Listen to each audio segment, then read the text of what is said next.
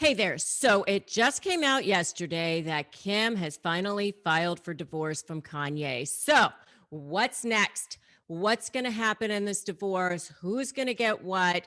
What's going to happen with the kids? What about his mental health? I'm answering all those questions coming up in this video.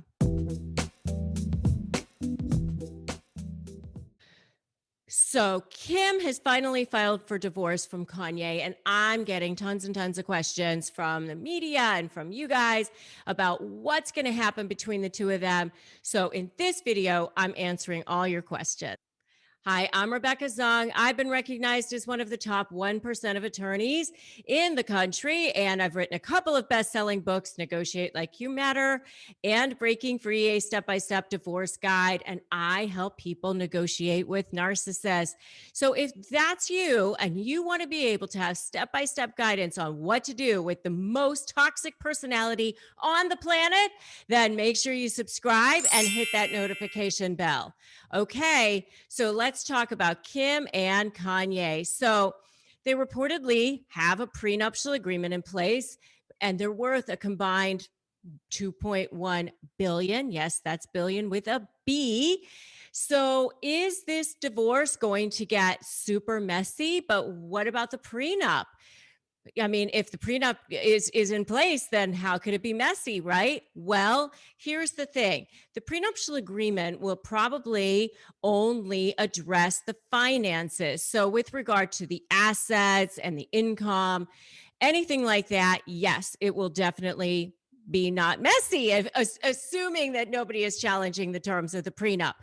But the kids, that's where there's going to be a rub, because you cannot pre-contract for anything with regard to the children. In other words, you can't say, 6 or 8 years ago or 10 years ago or whatever, in this particular instance, they were married 7 years ago, but you can't say, here's what's going to happen with the children 10 years from now, because you're not going to know what is going to be in the best interest of the children at that time. So it is against public policy to pre-contract for anything with regard to the children. And the courts have the final say as to what's in the best interest of the children, not even the parents, because sometimes the parents don't even come up with the best agreements. Most of the time, courts end up just rubber stamping whatever parents come up with as far as an agreement, but sometimes they don't. And especially when people challenge that. So if there's even anything with regard to the children in their prenuptial agreement, it will most likely be found void and unenforceable as against public policy. That means that the whole situation up with the children is up for grabs. So potentially there could be a major messy battle with regard to the children. So the second question I've been asked on this is that Kim cited irreconcilable differences and is seeking joint and physical custody. So what does this say about her intentions? And does this signal that she wants it to be amicable? So first of all, irreconcilable differences really only means that she just wants a divorce. It just is the terminology that is used nowadays to get a no-fault divorce. So you can use irreconcilable differences, you can say irretrievably broken. It just depends on the language in your particular state, but it just means that you just want your no-fault divorce, which is what all states offer nowadays. So that's the first part of it. But with regard to seeking joint and physical legal custody of the children, it might just mean that she wants him to still be a part of their lives, that she's recognizing that it's important that they have a father, that sort of thing. But it doesn't necessarily mean that they're not going to end up fighting over what the actual schedule is going to be and what the actual parental responsibility is going to be. So in other words, she might say, I want ultimate decision-making authority around medical or educational or something like that. And especially given the fact that he's had mental health issues in the past, it's been very public. He's had meltdowns on Twitter. She's even come out and talked about his mental health issues and said that it's a complicated issue and that he struggles with it. So So, with all of that lying in the balance, I'm thinking that there may end up being some sort of an issue around the custody matters.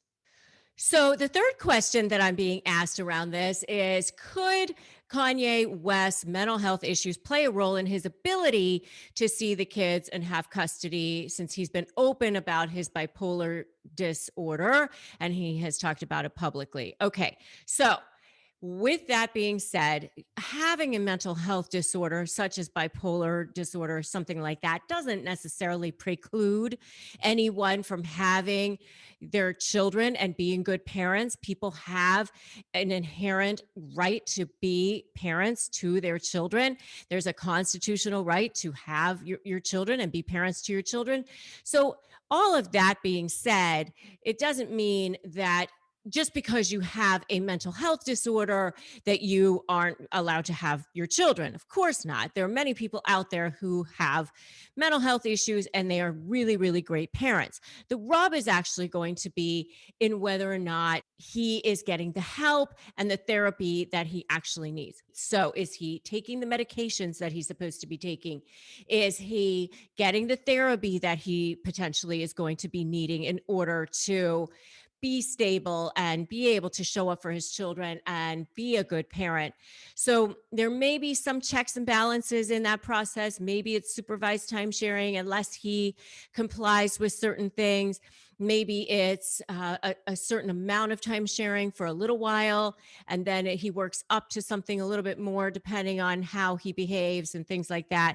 But, the overall thing is he'll still have rights to be a parent to his children. He'll still have rights to get access to medical records, access to educational records, be able to come to the school plays, be able to show up at, soccer games and things like that. But he won't necessarily get 50-50 time sharing fully unfettered if he is not stable and he's not doing what he needs to do to keep himself mentally healthy. And if you definitely saw this divorce coming, give me an I saw it coming in the comments below. So, the next question that I've received is, they haven't listed their separate properties and assets, but Kim reportedly noted in her petition that pursuant to the parties' premarital agreement, all assets and obligations of each party are his or her own separate property. And she also asked the court that each of them pay their own attorney's fees. So, what does this mean? So, this means that they probably have kept their assets pretty separate throughout the marriage. And the prenuptial agreement probably says something like anything that's jointly owned will be split jointly and divided equally. But my guess is maybe they haven't even titled anything jointly. And if they do have anything that they've purchased jointly, they've already figured out who's getting what or something like that. So, more than likely, the financial piece of this thing will just shake out very, very easily. As far as the attorney's fees piece, she probably just pleaded that because it's required. The five main areas of a divorce are your assets and liabilities, your alimony or support issues, parenting plans, child support, and attorney's fees. So she probably just pleaded something about that because she had to.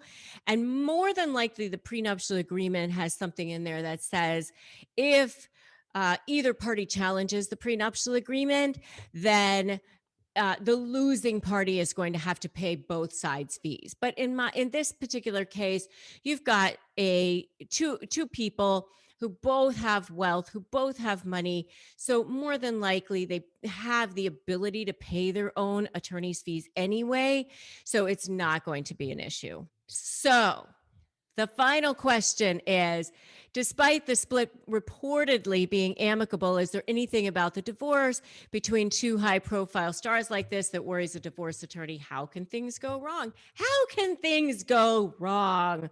Every divorce attorney is laughing out loud right now because, of course, every single person when they walk into a divorce attorney's office says, I don't want to fight. Everybody says that. Even the flaming narcissists say that. Because why? Because they don't want to have to spend a lot of money.